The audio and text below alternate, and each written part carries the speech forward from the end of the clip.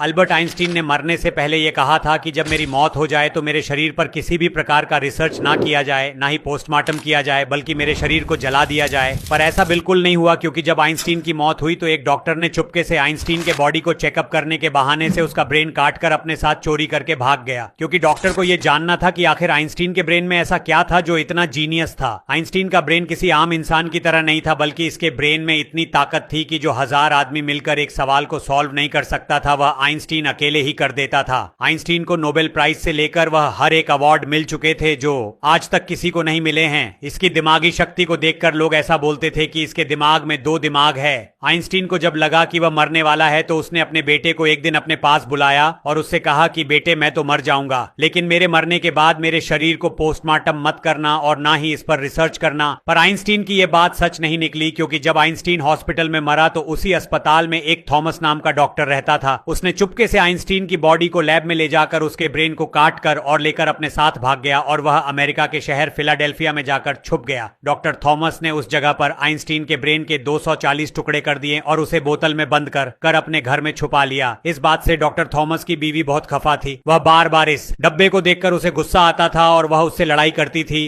कि इसे यहां से ले जाओ वरना मैं इसे फेंक दूंगी। बात इतनी बढ़ गई कि डॉक्टर थॉमस ने अपनी बीवी को ही तलाक दे दिया और वह वहां से ब्रेन लेकर चला गया। इसके बाद वह कई सालों तक इस ब्रेन को लेकर इधर उधर भटकता रहा, पर अभी तक उसे इस ब्रेन के अंदर के राज्य का पता नहीं चल सका था। अब थॉमस के पास इतने पैसे नहीं थे कि वह इस ब्रेन को लेकर और घूम सके। बाद में डॉक्टर थॉमस ने सोचा कि वह इस ब्रेन के टुकड़े को दुनिया भर के डॉक्टर के पास रिसर्च के लिए भेजेंगे, और उसने ऐसा ही किया। उसने इस आइंस्टीन के ब्रेन के टुकड़ों को दुनिया भर के साइंटिस्टों के पास रिसर्च के लिए भेज दिया, जिसके 30 साल बाद डॉक्टरों ने बताया कि आइंस्टीन का ब्रेन आम इंसान की तरह बिल्कुल नहीं था, क्योंकि किसी भी इंसान का ब्रेन 2 भागों में बंटा होता है, लेफ्ट और राइट ब्रेन। लेफ्ट साइड के ब्रेन का काम होता है लिखना समझना या किसी सवाल को सॉल्व करना, राइट साइड के ब्रेन का काम होता है आकृति को समझना। आइंस्टीन के ब्रेन में कॉर्पस कोलोसस की मात्रा हद से ज्यादा थी। इसी वजह से वह अपने दिमाग में ही किसी भी सवाल को बिना लिखे कैलकुलेट करके उसका आंसर बता देता था। साथ ही इसके ब्रेन में न्यूरॉन्स का भी फ्लो हद से ज्यादा होता था। किसी भी इंसान का ब्रेन 1400 ग्राम का होता है, वहीं आइंस्टीन का ब्रेन मात्र 1200 ग्राम का था। साथ ही इसके ब्रेन सेल भी काफी पतली थी। इस वजह से इसका दिमाग रॉकेट की तरह काम करता था।